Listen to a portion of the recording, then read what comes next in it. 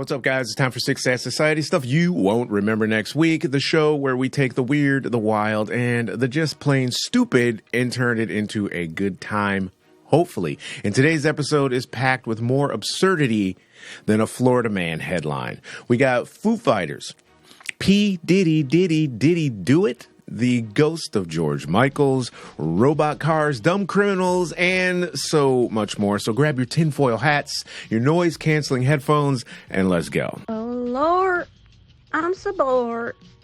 Oh, Lord, I'm so bored. All right, let's kick things off with a story that's going to make you wonder if 2024 is the year we all finally lose our collective stuff. So apparently George Michael's cousin, a 60-year-old retired civil servant, let's call him Chris, claims he got a message from beyond while driving to Sainsbury's. Yeah, so America, Sainsbury's is like Kroger, Ralph's supermarket. Anyway, you heard that right. Sainsbury's. So the late pop star supposedly spoke to him through his car radio.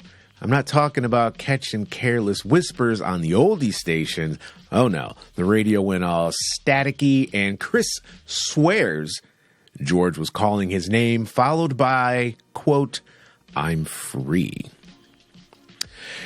All right, I don't know about you, but if my dead cousin starts talking to me through my car radio, I'm either calling an exorcist or I'm never driving again. But Chris, oh, he's totally amazed, and his spirits are lifted.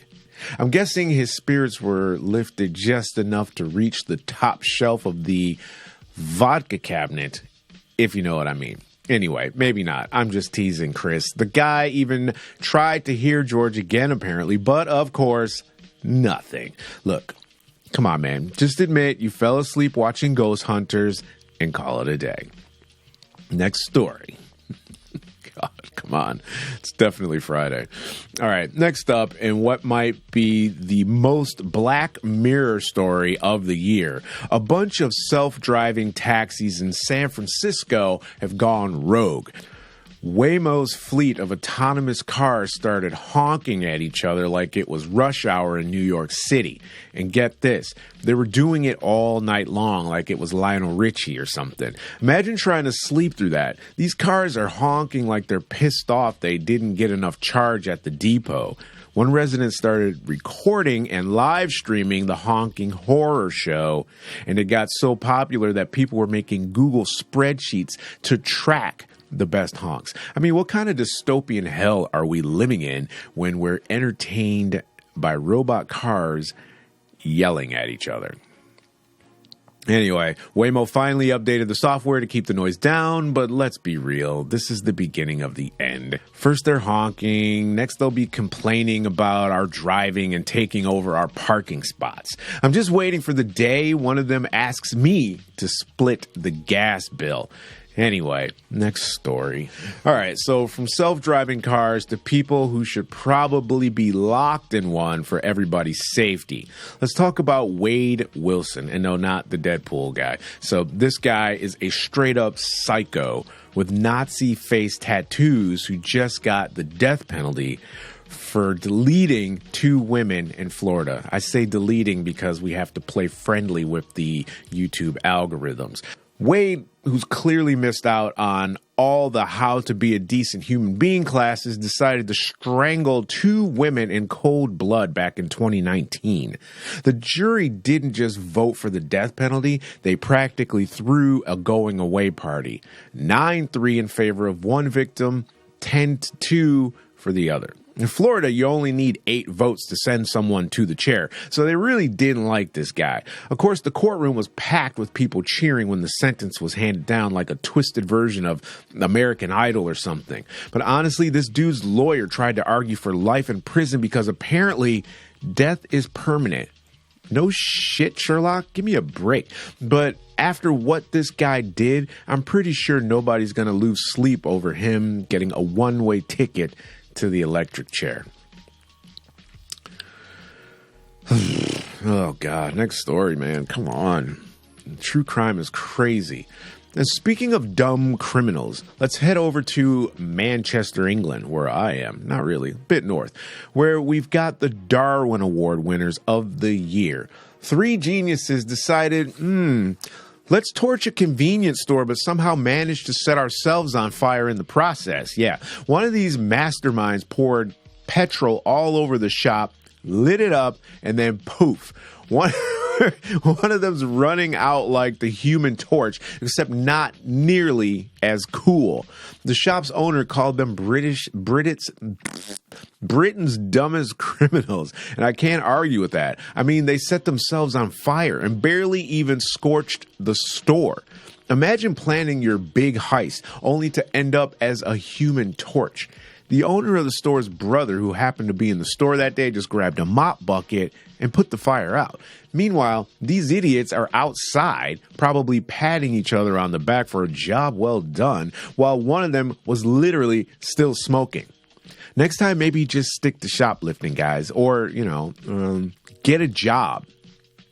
Next up, we're diving into the deep, dark abyss that is Sean Diddy Do It Combs. Yeah, I stole that. I stole it. You can have it back, Candace. It's all good.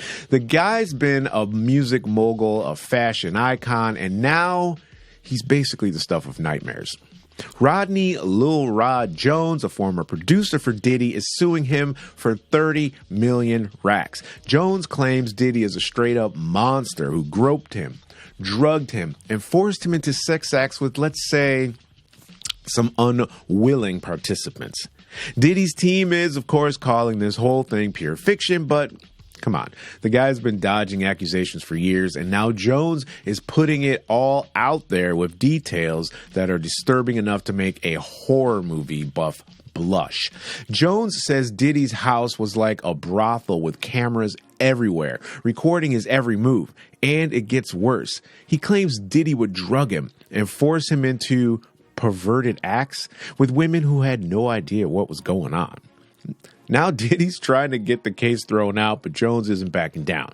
The guy is so scared of Diddy's goons, he's got 3 therapists and won't even tell his mom where he lives. And honestly, after seeing the Cassie video, I'm not blaming him. Diddy's always been a bit of a control freak, apparently, but this is some next level supervillain stuff, you guys. Last but not least, the Foo Fighters are turning Trump's bad taste into something good for somebody else. After their song "My Hero" got played at one of Trump's rallies without their permission, of course, they decided to donate all royalties they get from it to Kamala Harris's campaign.